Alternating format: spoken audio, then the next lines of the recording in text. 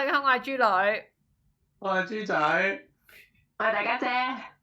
今日我哋咧討論下全城熱話女神配對計劃啊，究竟阿 Chris 啊對 Yuki 係咪真心嘅咧？哇！熱潮都過晒，你而家對我嚟講，不過阿豬仔好似有啲建議喎，有啲想法。我覺得咧，其實阿 Chris 咧都唔係真心話中意 Yuki 嘅。其實佢喺個節目上面咧，其實都呈現住咧，淨係一味配合阿 Yuki 去行動啦。即係特別係咧，最近佢哋有一個問答嘅節目㗎嘛，咁佢又講咗咧，佢就話啊，大家想幾時去結婚咁樣啦。咁之後咧，一開始咧，阿 Chris 咧就打開咗，佢就寫10年喎咁樣。咁啊 Yuki 咧就寫咗6年。咁 Yuki 睇到阿 Chris 寫10年都 O 晒嘴啦，話哇我而家都29歲啦，你寫10年咪即係39歲，即係成40歲先結婚，你真係玩嘢啊咁樣。即係我覺得咧個男仔咁樣寫咧，其實都冇咩誠意㗎，即係因為又你同佢講話佢唔結又太囂張係嘛？咁寫10年邊個發生咩事邊個知啊？都接近真係好誇張喎10！10年19歲呢10年都29歲，29歲10年就39歲先結婚。係咯，拍拖10年結婚都好耐啦，其實。係咯，不如佢當自己神鵰俠侶過兒同埋姑姑咁樣寫16年先啦，係嘛？佢覺得佢10年之後先做到視帝，所以佢就寫10年咁咯。係，雖然我都明白佢可能即係做藝員嗰啲，即係冇結婚，係啊，或者發夢。係啊，想儲下啲人氣啊，點樣都好啦。咁但係喂，而家拍呢個戀愛節目，而家咁樣你都咁樣寫喎。講真，我係覺得Chris 對 Yuki 咧，即係其實係想靠佢上位多少少咯。如果唔睇嘅話，你哋點睇啊？我啊覺得咧，佢嗰時寫咩10年約定啊嘛，咩俾一個家佢，咁佢話俾個家啦，我就諗住可能係同居咯，唔使負責咯，拍咯嘢就走得啦，唉幾爽咧！我諗住阿 Yuki 佢自己寫6年啊，都係比較保守啦，費事寫咁快啦，2年咁樣俾壓力人啊，寫5、6年啦，唉諗住你唔會寫太遲嘅話，我夠膽寫10年後喎，真係服咗佢啊！一開頭三角桌嗰度好似 Yuki 都有懷疑佢係咪為咗上鏡啊嘛，不過後尾睇下個節目，覺得都認真嘅。如果佢唔認真上嚟咁樣獻殷勤又嗒晒糖咁樣，就太假咯喎。我覺得有啲都真嘅，好難用感情，係啲感情嘅嘢好難做假㗎喎，仲要真係拍拖添，而家仲要全世界望住，唔通轉個頭，如果佢哋真係假得滯分手，咁啊全城鬧爆㗎咯喎！咁冇啦，呢啲拍咗拖先知啱唔啱㗎嘛。即係我覺得問題係佢本身係一個，即係雖然佢係做呢個演藝界，但係佢完全冇人識喎。即係佢想靠下啲紅過佢嘅人上位都無可厚非喎。特別佢本身同 Yuki 又係一個朋友嘅關係。但係我之前咧互動都幾 sweet 啊，喺度互相打嚟打去，兩個都拍手咁樣。係咯，我見到佢哋嘅互動咧，好似同佢以前嗰個男朋友啊咪啊有啲唔同㗎喎。我見到咧拍嗰啲片啊，阿咪準備個生日禮物啊 Yuki 好似強顏歡笑咁嘅喎，同依家嗰個感覺完全唔同喎。之前有條片係佢個 ex 咪送禮物俾佢，整咗一個好薩爾達嘅寶箱，係好精緻咁樣啦。咁佢個反應其實都冇特別中意啦。咁但係其實睇翻佢即係一開始當初拍片嘅時候，其實佢咪同阿 Yuki 其實佢哋都係一個好甜蜜嘅關係嚟㗎。熱戀期同埋愛情長跑嘅態度就有唔同㗎啦，人哋啱啱而家拍咗1個月拖啫喎，唔知1個月個零2個月，梗係真係好多粉紅泡泡啦，笑到見牙唔見眼咁啦。阿 Yuki 同佢之前嗰個拍咗幾耐啊？佢哋應該拍咗拖，我估4年到啦個 channel，應該啲片4年前已經一齊緊。但係我覺得啦，就係即係啱啱豬佢講到就係話佢哋嗰個唔同啊嘛，即係 Chris 同埋佢同咪。咁但係咧，其實我覺得咧，即係4年前咪咪同埋阿 Yuki 嗰個戀愛關係咧係互相嘅互動嘅，但係而家咧我淨係覺得咧 Yuki 咧係單純戀愛腦咯，阿 Chris 係相對上咧即係喺個節目又好，喺啲訪問又好，俾我嘅感覺咧，佢哋冇咁互相傷害啦。即係當然我都係我嘅主觀感受嚟嘅，但係你哋都可以講下你哋點睇咯。我見到阿 Yuki 好似沉晒船咁啦，因為咧咁啊，因為節目嘅關係咧，所以啲男嘉賓咧求愛勇者咧先要拍嗰個最後咩給10年後的你啫嘛。阿 Yuki 又走去拍給10年的你俾Chris 喎，但我唔知佢係咪個人本身都係戀愛腦啲啦，定係一不嬲都係戀愛大過天咯。咁我覺得都係嘅，Yuki 佢成套節目一開始佢已經即係定唔知係咪喺節目前已經中意阿 Chris 啦，因為佢本身識噶嘛。咁所以咧，佢一開始由頭到尾其實佢已經即係做埋啲嘢，完全係戀愛腦啊、沉晒船啊咁嘅狀態嘅。訪問阿 Chris 不嬲都話佢自己唔擅長咩表達佢嘅情感噶嘛，即係講啲嘢咧，佢要諗下先講啊。佢見到 Yuki 冇着嗰件情侶衫，佢都冇即時問㗎，佢係後尾見到佢着翻出嚟先問，點解你之前冇一開始就着嗰件衫嘅？咁啊嘛，同埋咁多鏡頭望住佢，個大男人都好難咩都表達晒出嚟㗎喎。你可能話佢唔係真心嘅。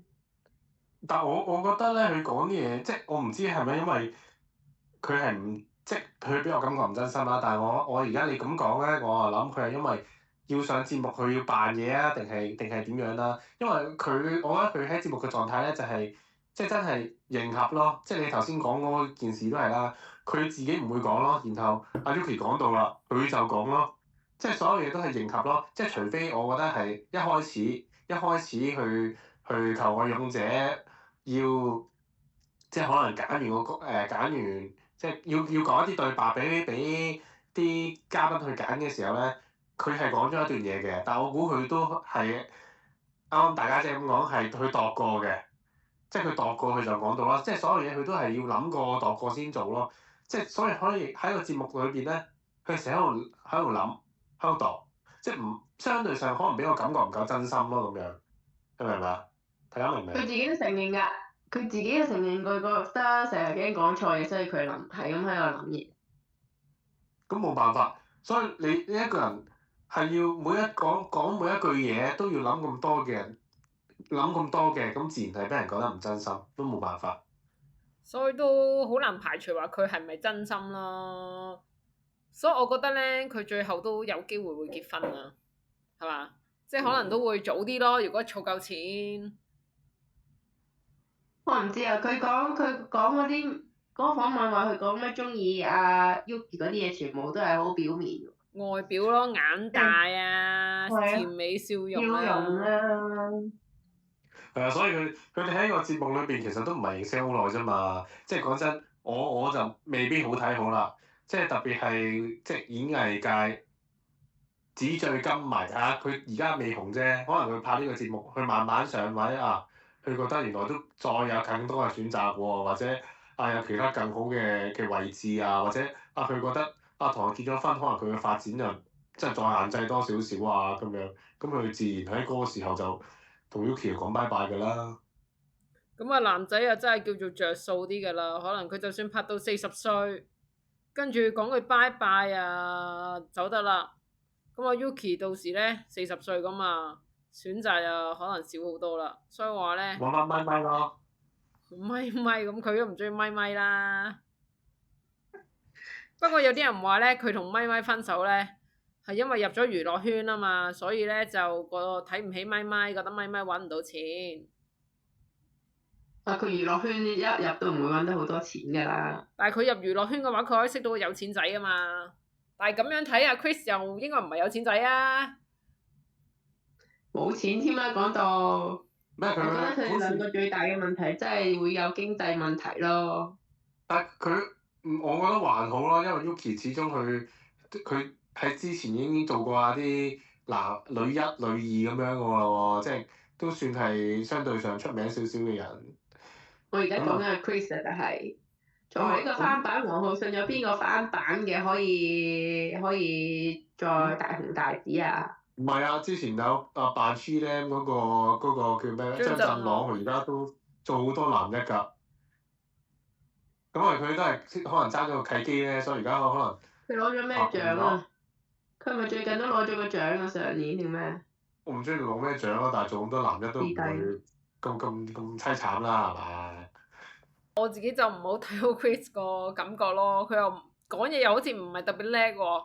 咁如果你話佢拍呢個女神配對計劃係演技嘅話咧，咁佢演技就好好啦。但係如果就咁憑佢平時嘅 presentation 咧，我就覺得佢一般咯。所以我對佢嗰個演藝事業嘅發展都唔是太睇好啊。但係你竟然會覺得佢演技好啊？我覺得佢做啲嘢好奇怪喎，即係特別係佢雖然啦，佢話佢睇個節目，佢話佢多才多藝啦，又識唱歌作曲咁樣啦，但係佢唱嗰首歌其實我真係我唔知係佢係太陽定係佢係月亮喎，好照耀啊，好照耀個節目啊，係啊，同 Yuki 嘅歌藝可能都差唔多，即係都係正咯。咁 Yuki 我覺得 OK 嘅，唱歌冇咁高要求，但係都有好多人批評阿 Yuki 唱歌其實都。阿 Chris 幾多歲啊？可能佢真係比較咩稚嫩啲啊？我冇記錯係同年咯。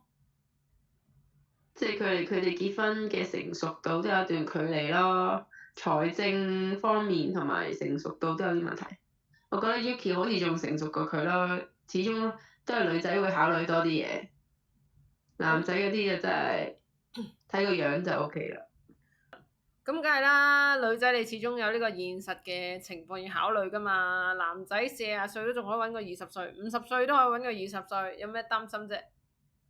但係某程度上，阿 Yuki 都唔係叫做好紅啫，即係咧本身啊，佢就係好似撈咗好耐都撈唔到啊！呢個女神咧真係俾佢崛起咗喎，即係令到咧佢就好上位咁樣咯。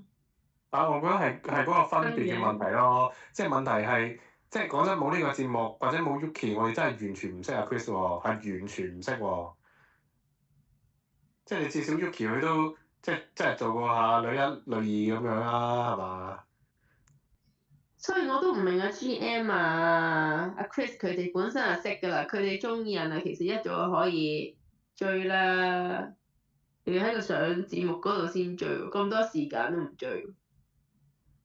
係咯，所以呢個真係令人哋好懷疑嘅。咁甚至乎係，不過有啲人都話佢哋會唔會其實已經拍咗拖先做呢個節目？你睇下 Yuki 同埋阿 Chris 嗰啲舉動咧，哇！又掃背又捽頸，你諗下，如果你同嗰個人唔係有啲往來啊，你會唔會俾佢咁樣做啊？簡直色狼嚟啦！即係所以其實咧，我覺得阿 Chris 咧就好似靠住 Yuki 咁上位咧都唔出奇嘅，即係好似當年鄭少秋同埋肥姐都一樣啦。咁肥姐咧就喺即係可能喺鄭少秋嘅蝕低期嗰陣時，可以用佢嘅人物啊，用佢啲資源咧去幫佢上下位咁樣啊。咁而家就係即係相對上啦，可能 Yuki 都真係冇咩資源嘅，咁但係靠住而家咁樣嘅節目配合。又可以叫做出多啲名，可能佢之後節目又會多啲啦咁樣。咁但係好似鄭少秋同肥姐咁，但係其實佢哋咧只係維持咗3年嘅婚姻就已經去完結咗個關係啦。咁短嘅就咁所以咧，係啊，咁所以咧，即係真係好難講咯。即係佢哋一齊得好耐，但係講真，我就真係唔係好睇好佢哋會結婚啦。特別係阿 Chris 嗰個態度咧，我覺得如果阿 Chris一紅少少咧，可能就開始淡忘阿 Yuki 㗎啦，揾其他好啲嘅女性或者係專心喺自己事業方面啦。特別係即係可能阿 Chris 都想喺呢個娛樂圈有一個發展㗎嘛。咁即係你話咁啊大鑊啦！如果佢哋紅咗之後再分手咧，佢即刻會跌翻落嚟嘅，一定嘅。而家因為佢哋兩個紅啊嘛，而家因為佢哋兩個一齊紅啊嘛。如果佢哋紅咗之後，哇飛咗對方，仲跌翻落去，即刻形象大插水。咁我唔同。即係飲水思源。咁我唔認同喎，即係你佢而家係爭，sorry，佢而家係想有一個人一個位置係佢想得人認識啊嘛，咁佢有呢個知名度，佢再吸收咗之後嘅粉絲，佢之後嘅粉絲未必係為咗因為睇佢呢套女神配對計劃而認識佢噶嘛，係咪？即係好似阿鄭少秋咁樣，你啱啱講到鄭少秋咁樣，咁唔通佢而家同阿肥姐結咗婚3年之後離婚，咁佢就唔紅咩？佢一樣係做好多主角做成，因為佢已經吸收咗佢自己一班粉絲嘛，而唔係因為當初你關係而去 follow 佢哋，中意佢哋噶嘛。同埋唔俾分手嘅咩？有啲叫做因了解而分開啊嘛。如果佢哋唔係話咩出軌啊，正正常常分手咁，我覺得大家都接受啊，大家都年青過係咪？即係特別係咧，即係即係大家都係演員啊，即係大家都係藝員啊，即係你分手你有時都唔會做得好難睇噶嘛，即係可能到最後大家咪開個 IG post 之後就話啊大家和平分手啊，即係我哋就我都想拭目以待啊嚇，睇下今日啊9月20號，就睇下會唔會啊預言到呢件事啊？咁啊唔會咁預快言到呢件事嘅。哦，預言緊呢到時件事。真係好多花生啊！藝人將呢啲感情事搬晒上台咧，即係到時又冇得開花結果嗰陣，真係好尷尬咯，成件事。特別佢哋紅咗啦，即係我唔知你拉遠少少，唔知你有冇睇韓國嗰套舞台單親嗰套嘢啦？佢哋一開始都係有對情侶，好 sweet 啊，又一齊唔知瞓埋一齊啊，又話要同佢做呢要同佢結婚啊咁樣。咁但係咧個節目播出咗之後咧，佢嗰啲人出翻嚟啦，原來嗰一 pair 好似好甜蜜嘅情侶，其實喺7個月之後已經分咗手啦。即係但係當然佢哋而家。即係雖然話佢哋係素人啦，咁但係其實去到嗰個位，而家都好多人 follow，即係已經係變咗半個明星咁滯嘅。係啊，即係話你之後咗紅咗都冇咩所謂嘅，好似啊 Maggie 啊喺個節目度啊，佢就話：哎呀，依家嗰啲年青人啊，嗰啲速成文化真係唔啱啊！跟住話 GM 啊，同埋話 Chris 佢哋開始得咁快啊嘛。其實真係開始得好快喎，即係幾個月，哇！我睇個節目估唔到，哇咁快就可以錫噶咯喎，仲要喺個鏡頭面前，唔係好耐啫喎，即係當堂都行我一條啊！哇！咁你太老土啦！咁真係快嚟快咩年代啊？而家都唔貼合近而家年青人啲進度嘅。咁我又其實我覺得咧，即係嗰個狀態令我驚訝嘅位係咧，我感覺佢哋係已經一早一齊㗎。即係唔係拍呢個節目先一咁我齊？又係啊，即係你冇理由嗰下拍拖嗰下即刻錫㗎嘛！即係就算係即係雖然係而家嗰個年代係咁樣咁，但係都太荒謬啦嘛！即係你係咪有冇得到女方嘅認同啊？即係但係其實如果佢哋一開始一早已經成，即係至少喺嗰一集裏邊之前咧，佢應該已經拍咗拖㗎啦，先會做到嗰個位。呢個霸道總裁嘅感覺啊嘛，咁女方又受冇計㗎啦。佢哋啲 live 都講啦，唔通推開佢如果咩？一個唔中意人，如果唔中意人啊，就唔係咁嘅反應啦。咁都係，咁但係我覺得都節目效果多啲啦。講 live 咧，阿 Chris 咧同埋阿 Yuki 咧成日都係自成一角噶咯，即係佢哋依家會自己開 live 嘛。但係咧就阿 Maggie 咧就四周圍開嘅，個個都叫嘅。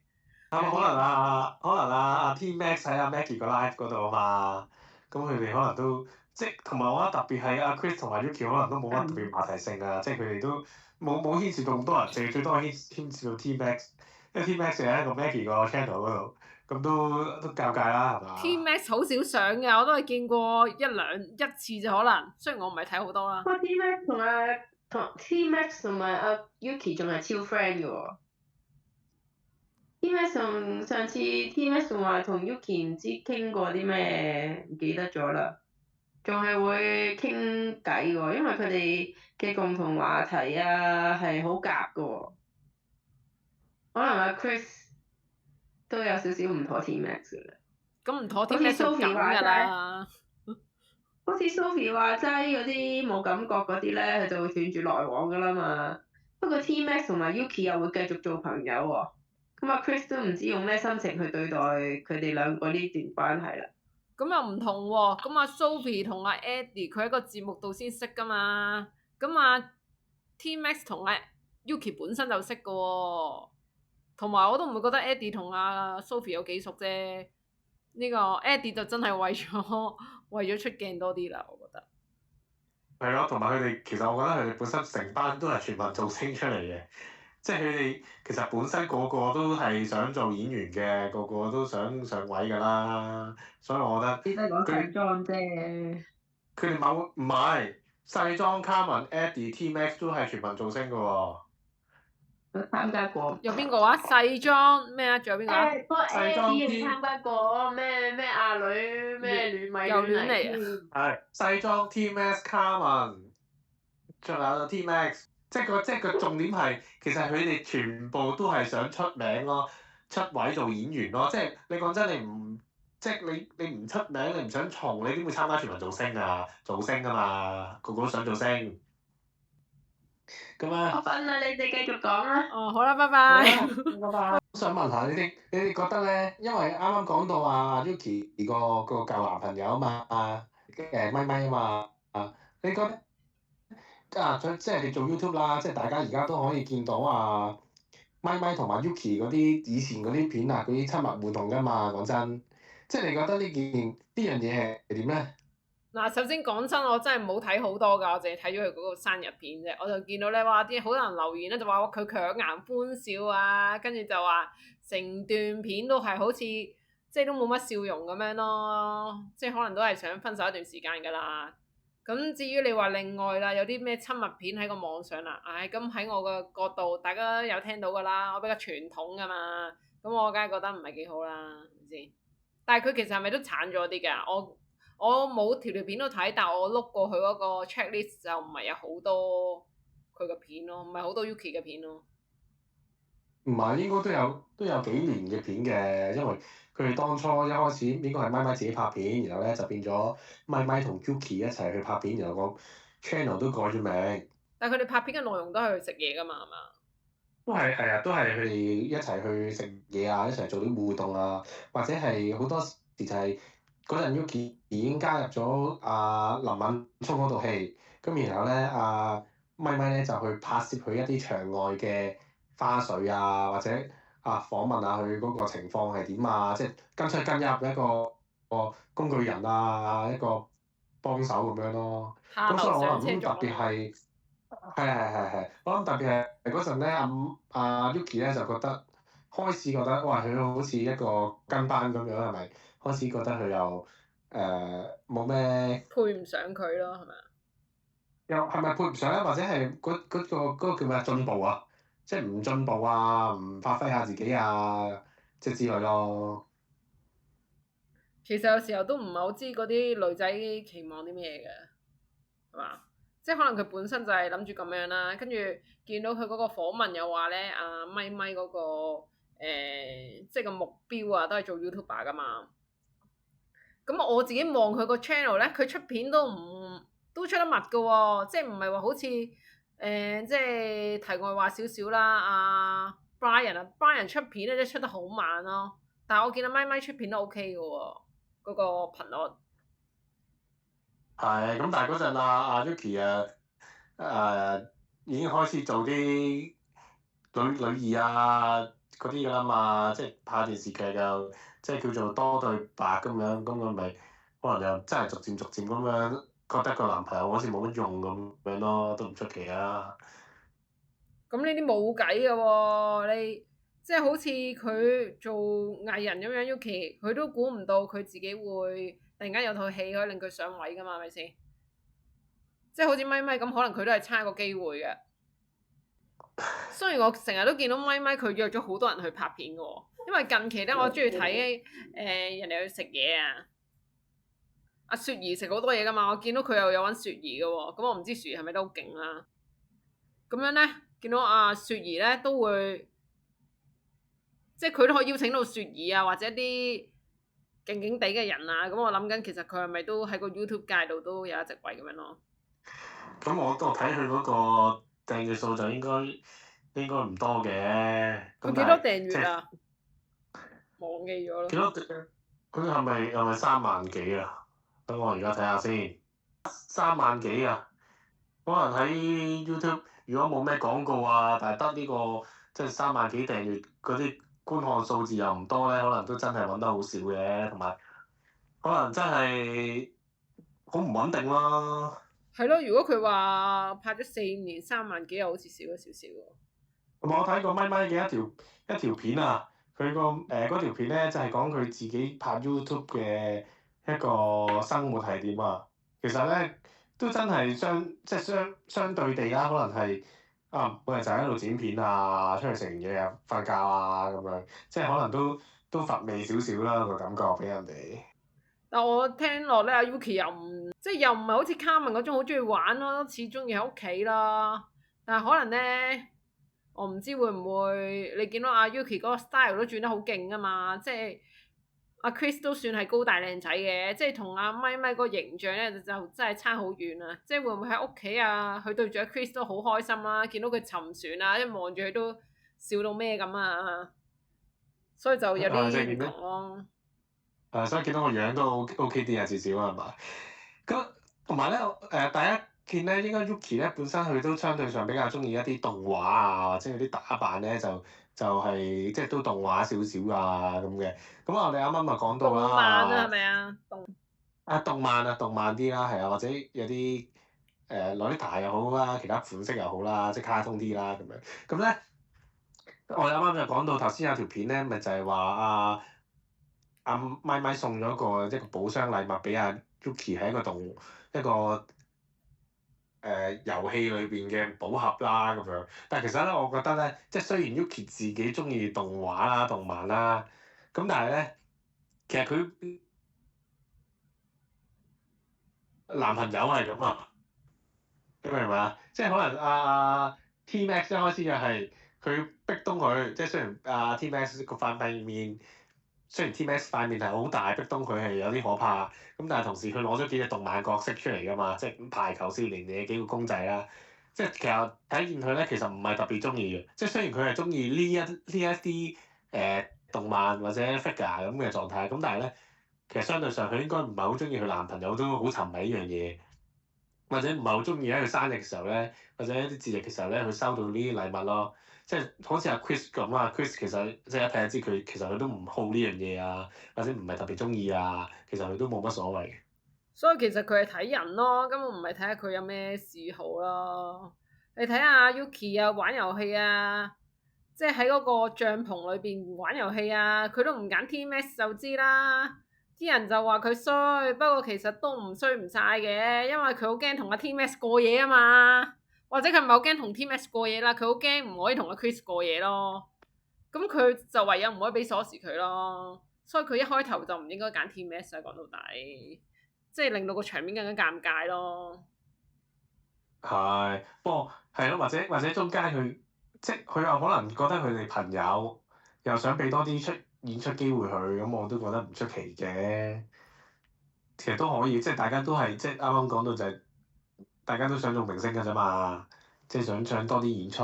咁既然T-Max 又冇咩演出，佢有可能當初覺得朋友幫下佢都 OK。咁但係話你叫佢到同房喎，又真係可能有啲卻步咁樣咯。不如我哋又講下有一場都好經典嘅，就係咧當宣佈嗰個淘汰賽啊，Yuki 咧咪當T-Max 同佢講話祝大家都好幸福嘅時候咧，咁佢咪爆喊嘅。咁你覺得咧佢呢個態度係點樣咧？有啲人話假啦，有啲人就話哇真係即係覺得佢個敏鋭性好高啊，即係自覺性好高啊，你點睇咧？即係你話 Yuki 敏鋭性好高？即係佢覺得，因為佢一下就話佢個心入面突然間同佢講就話你憑咩同 T-Max 講？希望大家都幸福，因為咧令到 T-Max 最冇幸福嘅人就係佢自己，所以佢爆喊啊嘛。我覺得其實可能佢都有呢個諗法嘅，即係佢即係一個好似俾你傷害過嘅人，佢仲要祝你幸福，咁佢自然有少少即係有內疚嘅感覺都唔意外嘅，我覺得。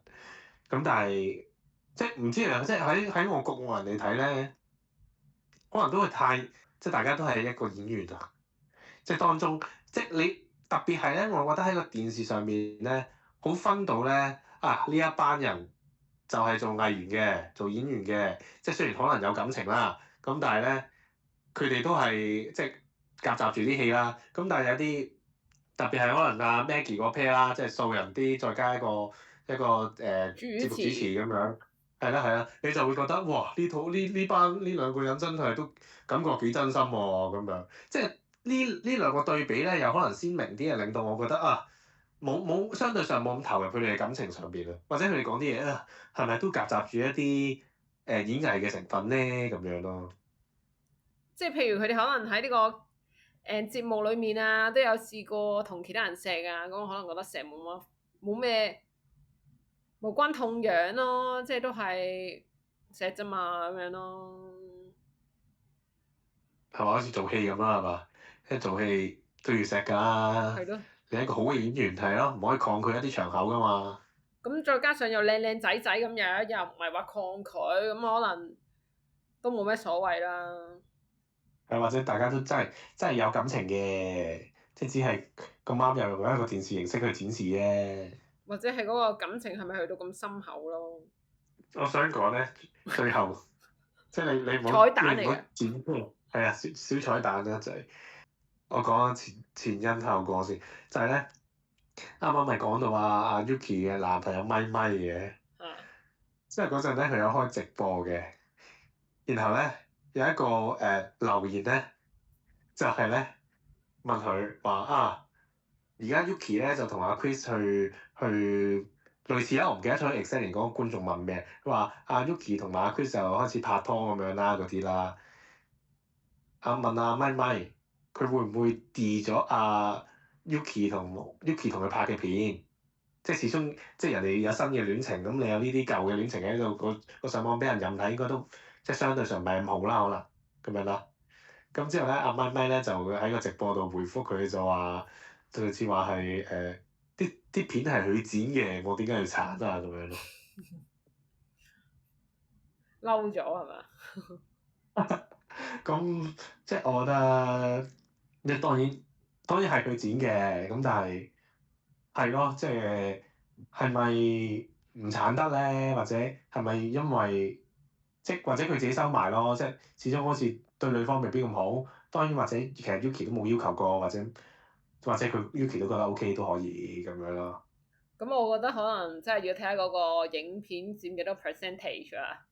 即係可能如果佢有成100條片嘅話咧，咁啊真係可能好影響佢收入嘅喎。你諗下依家 Yuki 嗰個Yuki 嗰個流量幾多係咪？全部湧晒去睇喎。咁更何況啊咪咪咁佢依家關佢咩事啫？即係喺佢嘅角度，Yuki 都未出聲啦。如果 Yuki 出聲嘅，佢先再諗啦，係咪先？係，咁我哋花生友都特登衝入去睇啦，係咪？咁可能喺佢嗰度嚟講，YouTube 嘅流量都賺咗一筆嘅，咁佢都更加唔捨得啦，可能唔知冇人知。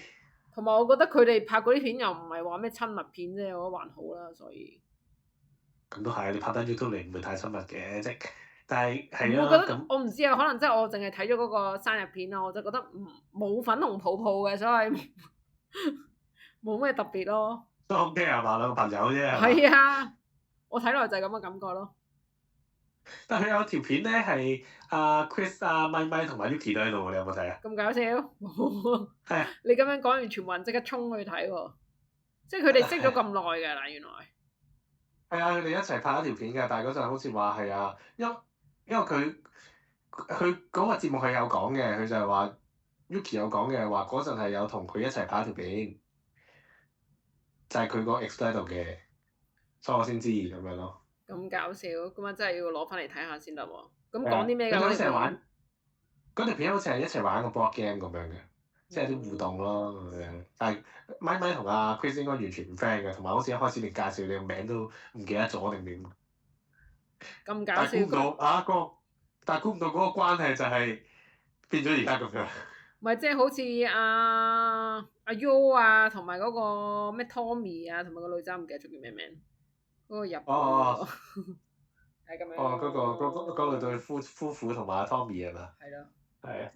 真係搞笑。尷尬。係真係，所以咧感情嘅嘢啊，真係話唔埋嘅，轉個頭咧就轉話㗎啦。咁我哋都係祝福佢啦。咁我哋都希望有情人終成眷屬嘅，揾到自己中意嘅伴侶咯。喂，你哋又點睇咧？你覺得咧，阿 Chris 對 Yuki 係咪真心嘅咧？我哋咧見到阿 Yuki 沉晒船啦，咁啊希望佢哋都係真心發展嘅。咁你哋又點睇咧？歡迎喺下面留言話俾我哋聽啊！我哋下次再見啦，拜拜。拜拜。